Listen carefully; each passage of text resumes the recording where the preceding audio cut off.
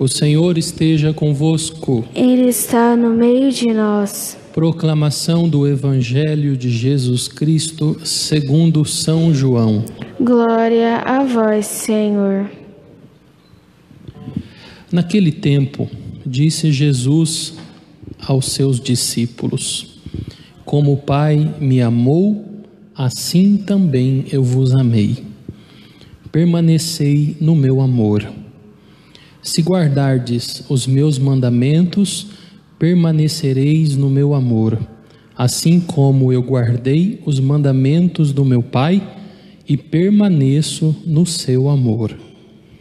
E eu vos disse isto para que a minha alegria esteja em vós e a vossa alegria seja plena. Este é o meu mandamento: amai-vos uns aos outros, assim como eu vos amei. Ninguém tem amor maior do que aquele que dá a vida pelos amigos. Vós sois meus amigos, se fizerdes o que eu vos mando. Já não vos chamo servos, pois o servo não sabe o que faz o seu senhor. Eu vos chamo amigos, porque vos dei a conhecer tudo o que ouvi de meu Pai. Não fostes vós que me escolhestes, mas fui eu que vos escolhi e vos designei para irdes e para que produzais fruto e o vosso fruto permaneça. E o que então pedires ao Pai em meu nome, Ele vô-lo concederá. Isto é o que vos ordeno: amai-vos uns aos outros. Palavra da salvação. Glória a vós, Senhor. Podemos nos sentar. Ave Maria, Cheia de graça, o Senhor é convosco. Bendita sois vós entre as mulheres. Bendito é o fruto do vosso ventre, Jesus. Santa Maria, Mãe de Deus, rogai por nós, pecadores, agora e na hora de nossa morte. Amém. seja louvado nosso Senhor Jesus Cristo. Para sempre seja louvado. Boa tarde a todos. Nós estamos celebrando a festa litúrgica do apóstolo bem-aventurado São Matias. Como podemos ouvir na primeira leitura dos Atos dos Apóstolos, São Matias foi escolhido por Deus através do colégio apostólico, isto é, dos 11 apóstolos, para que ele sucedesse no lugar de Judas Iscariotes, que a gente já conhece também a história. Abandonou o Senhor e acabou no seu desespero, se enforcando. É isso que diz a Escritura. E hoje, justamente nesse momento, aparece o coração do discurso de nosso Senhor Jesus Cristo na Santa Ceia, quando o Senhor nos dá o mandamento do amor. Antes de falar do mandamento, ele fala do amor que ele tem pelo Pai e do amor que o Pai tem por ele. Fala que ele guardou os mandamentos do Pai e que é isto que garante o amor. Não adianta você dizer que você ama uma pessoa se você não é capaz de ter gestos concretos de amor, Senão o amor é só uma teoria. O amor ele tem que ser exigente, ele tem que ser colocado em prática. E é isso que nosso Senhor está dizendo hoje, que ele fez isso. Ele amou o Pai, ele guardou os mandamentos e ele nos amou plenamente. Então, da parte de Deus, nós temos este movimento que é constante. Deus sempre nos ama, Deus sempre nos ama. Deus não sabe fazer outra coisa senão nos amar. Nos ama com a sua misericórdia ou nos ama com a sua divina justiça. Mas as duas formas é uma única forma de amor. Agora, pede que nós também façamos assim em relação a Ele, Não vos chamo servos, vos chamo amigos, é isto que vos ordeno. Este é o meu mandamento: amai-vos uns aos outros. Então a gente percebe aqui que é uma perfeitíssima unidade. Deus que ama o Filho e envia o Filho que corresponde ao amor vindo até nós e nos amando plenamente. Diante disto, somos chamados a corresponder com um amor sincero e exigente ao Senhor e também aos irmãos, porque senão a gente perde a unidade. Então a gente sabe, que é um grande desafio, porque a gente, marcado pelo pecado, a gente sempre tem a tendência de cair no desamor. A gente é mais ou menos como uma criança mimada, que quer ser amado, mas dificilmente quer amar de verdade. Isso é fruto do nosso pecado, são as consequências do pecado original em nós, são os nossos vícios, muitas vezes aqueles que são cultivados, aqueles que estão às vezes relacionados com a história de vida, a formação da pessoa, que às vezes é uma deformação. A gente sabe que às vezes traumas de infância, tantas questões que envolvem a nossa psicologia fazem com que a gente tenha essas dificuldades concretas de dar passos de amor. E por isso é importante que a gente cuide da integridade. Às vezes tem pessoas que querem amar, sabem que é importante amar, mas tem a dificuldade, porque é uma dificuldade que é muito mais do que espiritual, às vezes é uma dificuldade psicológica. Aí precisa também buscar a ajuda de um profissional para que acompanhe, às vezes faça um tratamento, e aí ao menos melhora, ou estabiliza. Nós somos uma integridade, nós somos corpo, nós somos alma. Alma, geralmente a gente se refere ao espírito, mas dentro dessa integridade do corpo, do ser humano, a alma é a nossa mente.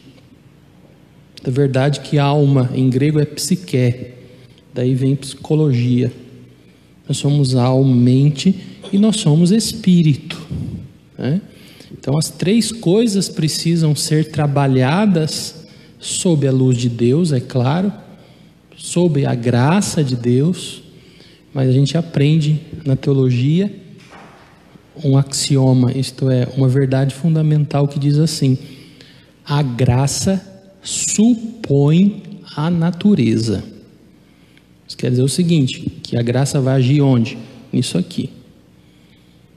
Então, se a gente tem alguma dificuldade pessoal, é preciso trabalhar com os instrumentos que Deus nos dá, para que a gente se torne um instrumento mais apto.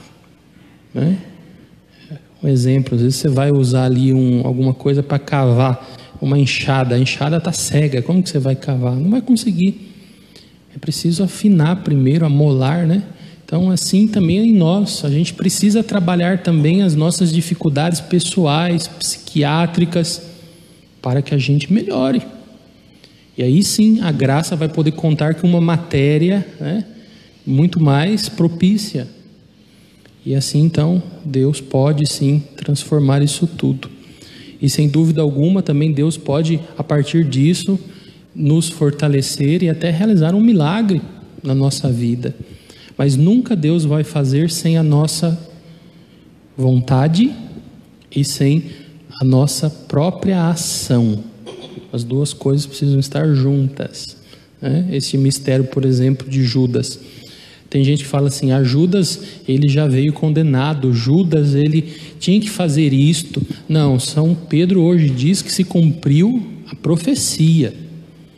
A profecia não é um destino, um fatalismo, como se Judas já tivesse fadado a ser o traidor. Não. Se a gente partir desse pressuposto, a gente tem que admitir que Deus é mau, e Deus não é mau, Deus é bom. Deus não escolhe uns para o inferno e outros para o céu. Não, Deus quer todos no céu. Deus dá sua graça a todos. Se infelizmente Judas terminou como terminou, não foi por falta de amor de Deus, não foi por falta de graça de Deus, foi por si mesmo. Ele, a vontade dele, as crises dele, né? Tudo isso fez com que ele abandonasse o Senhor. Ele ouviu essas palavras aqui, o Senhor falou para todos. Todos traíram, né? Só São João que ficou lá aos pés da cruz. Pedro traiu. Pedro passou por um drama terrível, depois que ele viu também a profecia de Jesus se concretizando na vida dele. Eu vou contigo aonde fores. E o que disse o Senhor? Antes que o galo cante, você me negará 3 vezes. Nem ele acreditou nisso, mas depois ele viu. O galo cantou e ele tinha traído o Senhor 3 vezes. Como foi difícil para ele isso? Ele deve ter passado por uma angústia interior tremenda. Mas diferente de Judas, ele conseguiu, sob o olhar de Jesus, se encontrar consigo mesmo, se perdoar e receber o perdão de Deus. Porque tem isso também. A gente tem que aprender também a se perdoar. Porque se a gente não se perdoa, a gente não dá o passo no progresso da nossa alma, da nossa mente. É preciso ter coragem de mexer na ferida. Se ficar negando, não vai ter progresso. Como deve ter sido difícil para São Pedro no dia em que ele se encontrou com Jesus. Um dos lugares que, depois da ressurreição, um dos lugares que visitei em Jerusalém, que para mim, entre tantos, né, foi o mais emocionante, foi quando nós visitamos lá a igreja da profissão de fé de São Pedro, né, que fica à beira do mar da Galileia, que foi exatamente, ela está construída lá exatamente no lugar onde nosso Senhor foi ao encontro de Pedro, que já tinha abandonado o Senhor, que estava pescando, e lá o Senhor olha nos olhos de Pedro e diz: Pedro, tu me amas? Olha a pergunta: tu me amas? Como deve ter sido difícil para Pedro, mas ele teve essa capacidade, claro, com a graça de Deus e a sua liberdade, sua força humana, as duas coisas juntas, ele conseguiu fazer ali um exame de consciência, se perdoar os irmãos e receber o perdão de Deus. O último, sim, Senhor, eu te amo, tu sabes tudo, foi um desabafo. Jesus perguntou 3 vezes. Primeiro ele respondeu, na segunda ele respondeu, na terceira vez ele como que disse assim: tá bom, Senhor, o Senhor sabe tudo, o Senhor sabe que eu sou essa porcaria aqui. Sim, eu te amo. E aí o Senhor desce ao nível dele para o elevar. Então com Deus a gente precisa ter sinceridade, muita sinceridade. Não adianta esconder as coisas de Deus. Deus nos conhece mais do que a nós mesmos. E aí sim, confiando, a gente consegue, com a graça de Deus. Seja louvado nosso Senhor Jesus Cristo. Para sempre seja louvado.